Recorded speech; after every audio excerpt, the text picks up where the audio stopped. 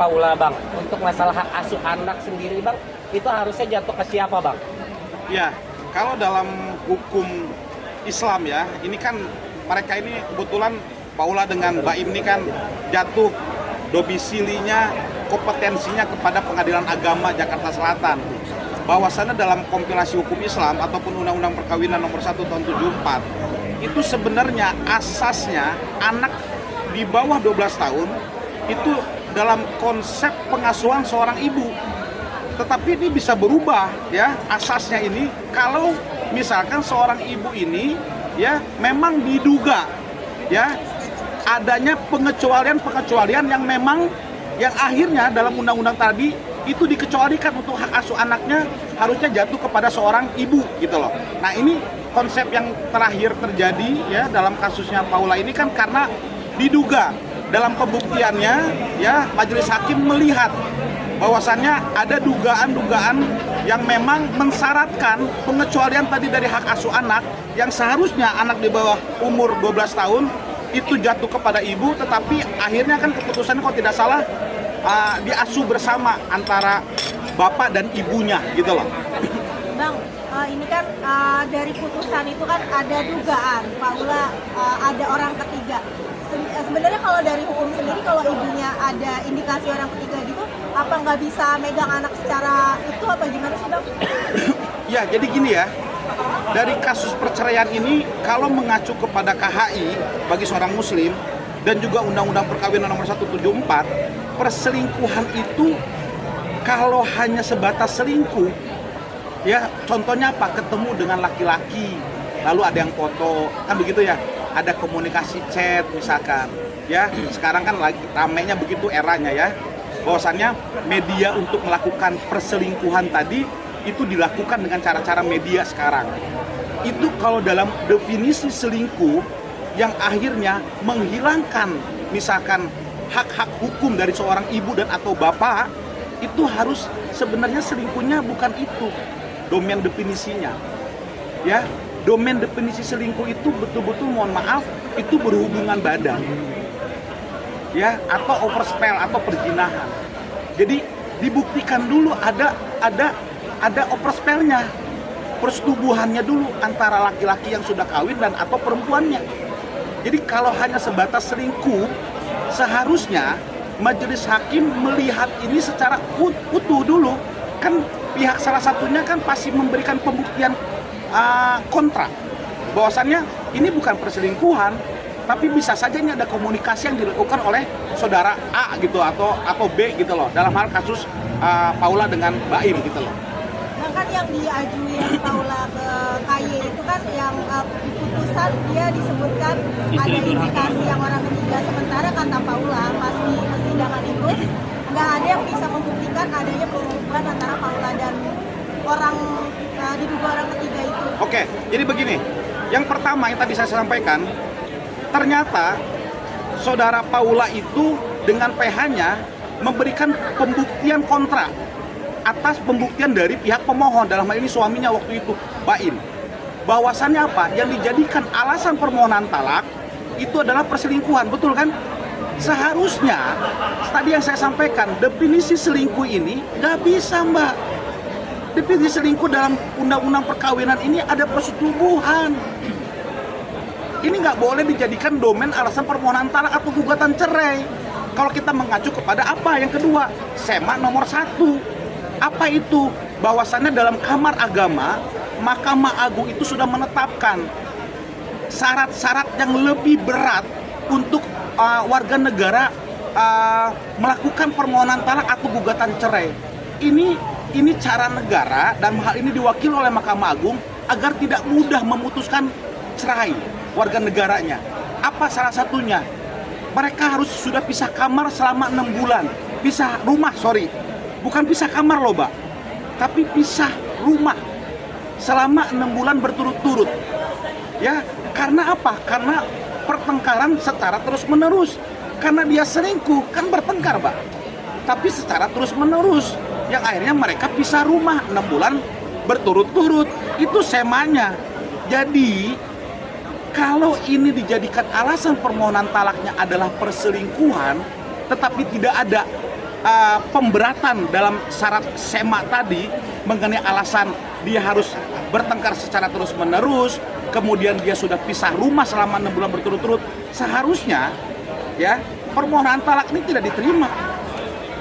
Karena kan ternyata Paula kan menyampaikan di beberapa media, betul ya, apa di podcast juga gitu, di wawancara, bahwasannya pihak mereka sudah memberikan pembuktian kontrak. Tidak ada bahwasannya yang dikategorikan selingkuh sampai persetubuhan tadi tidak bisa dibuktikan oleh pihak pemohon. Dalam hal ini Baim.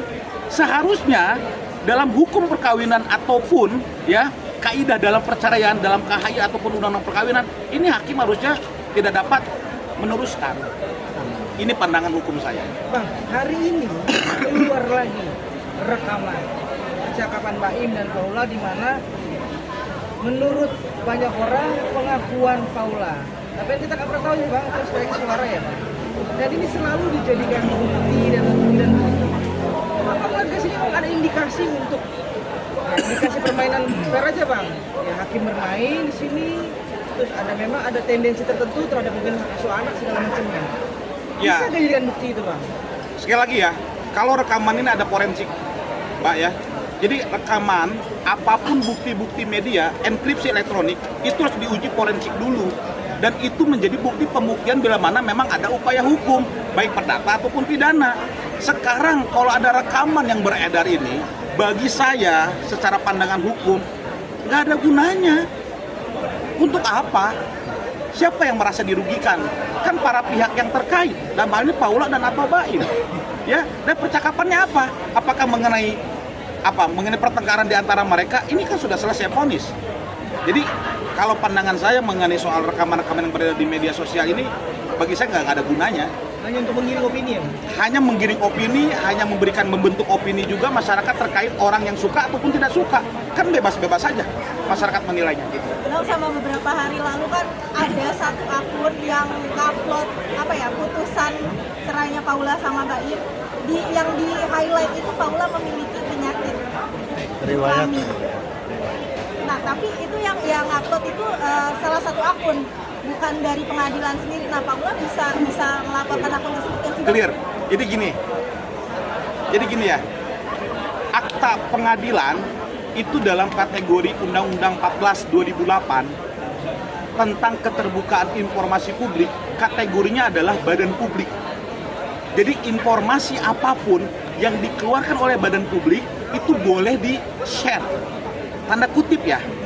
Tetapi kalau misalkan badan publiknya adalah badan peradilan dan putusan akte tersebut belum inkrah, maka nggak boleh Mbak. Nggak boleh siapapun pihak badan publik, badan peradilan tadi memberikan pemberitahuan secara umum mengenai isi dari petikan kutipan pengadilan. Nah, kalau ada, tandanya apa? Ada oknum yang bermain, maka saran saya lakukan upaya hukum. Ini sudah melanggar. Pertama, Undang-Undang Keterbukaan Informasi Publik. Ini sudah keluar Undang-Undang ITE, ya, yang seharusnya bukan domainnya mereka yang mengeluarkan itu. Nah, ini juga harus menjadi pelajaran, gitu loh. Jangan sampai menyampaikan sesuatu informasi yang sebenarnya bukan domainnya untuk disampaikan. Ini kena pasal juga, gitu loh. Undang-Undang Keterbukaan Informasi Publik. Tapi kan kopian putusan sendiri itu yang punya siapa aja sih Bang? Jadi kalau untuk akta pengadilan, yang boleh menerima itu adalah para pihak. Pertama, pemohon atau penggugat, atau tergugat atau termohon. Lalu kalau pidana itu perdata Mbak. Kalau pidana itu terdakwa dan atau terpidana, penasihat hukumnya, dan kedua jaksa penuntut umum. Hakim sudah pasti setiap perkara perdata pidana hakim yang memiliki itu karena memang produk domain kewenangan untuk memutuskannya. Hanya para pihak itu saja yang boleh menerima dokumen akta pengadilan. Berarti dalam artian si dokumen itu cuma ada 3, satu dari hakim, satu penggugat, satu tergugat Bang? Ya, hanya itu saja. Jadi bila mana, dan sorry nih ya, masyarakat bisa mengakses EISEIPP itu, ESIP yang ada di Mahkamah Agung, itu bukti badan publik. Tetapi Mbak, kita nggak bisa melihat isi materi akte putusan. Nggak boleh Mbak, karena itu domain pribadi orang seseorang. Itu loh. Oke. Nah bang, mungkin dari putusan kemarin kan itu sudah dibacakan dan hakimnya Ya. sendiri pun juga menjelaskan bahwa putusan tersebut belum ingkrah. Betul. Tetapi si hakim tersebut ini atau humas tersebut ini menyimpulkan dari putusan tersebut bahwa Paula ini adalah istri yang durhaka. Tetapi istri yang durhaka itu tidak tertulis dalam putusan. Itu hanya kesimpulan dari si hakim tersebut. Apakah kata-kata tersebut juga melanggar aturan dari undang-undang yang ada, Bang? Oke, dari pandangan saya sekali lagi ya, pandangan saya siapapun boleh menilai apakah setuju atau tidak setuju di pandangan hukum saya. Saya mengacu kepada undang-undang keterbukaan informasi publik. Mas, ada di pasal terakhirnya pengecualian bila mana dokumen tadi belum inkrah, maka tidak boleh disampaikan. Nggak boleh disampaikan. Seharusnya Humas Pengadilan Agama Jakarta Selatan, kebetulan Mas, Humasnya saya kenal karena kita sering beracara di semua pengadilan kan, ya bahkan dia pernah jadi ketua majelis perkara kami, ya. Saya pikir beliau sangat mumpuni, sangat etik ya, tetapi kan manusia ada yang tahu, mungkin ada perselisihan yang akhirnya kita juga nggak tahu. Beliau dikayekan gitu ya di Komisi Yudisial. Seharusnya dalam konteks etik dalam Mahkamah Agung itu tidak boleh disampaikan Mas isi materi dari akta putusan pengadilan, nggak boleh. Intinya begini, kalau saya humas, putusan nomor sekian, pemohon adalah Baim, Wong, dan termohon adalah pihak Paula, sudah diputus cerai sesuai dengan alasan pemohon. Selebihnya silakan ditanya kepada para pihak. Demikian ya dari kami. Jadi nggak boleh seorang badan publik, kan mewakili nih humasnya, kan badan publik, negara dong, itu menyampaikan materi yang sebenarnya nggak ada kesimpulannya. Ini juga salah, makanya sangat disayangkan menurut saya, Bapak Humas ya, yang saya cukup kenal sekali beberapa perkara, itu ternyata dia menyampaikan kalimat itu gitu yang akhirnya ya saudara Paula dan PH-nya mengajukan pengaduan kepada Komisi Yudisial. Bang, dari Berarti kita bilang sekian bahwa ini adalah ya contempt of court, atau bisa bilang memang udah fix memang bersalah dan patut untuk diberikan sanksi seperti itu. Ya, kalau dalam konteks si Bapak Humas ini, pandangan hukum saya lagi, ini kena etik. Tidak jatuh kepada pidana ataupun perdata sekali lagi. Kalau etik kembali kepada peraturan Mahkamah Agung mengenai apa? Ada namanya peraturan kode etiknya. Ya, apakah tidak boleh memberikan sidang tugas sebagai hakim ya, jadi pulang dulu lah balik meja atau dan sebagainya, itu semua ada turunannya. Saya pikir beliau akan cukup untuk mengenai posisi etik ya dalam hal menyampaikan kemarin di Pengadilan Agama Jakarta Jadi Selatan. tidak ada pidana ya, Bang ya? Tidak ada. Pandangan saya tidak ada.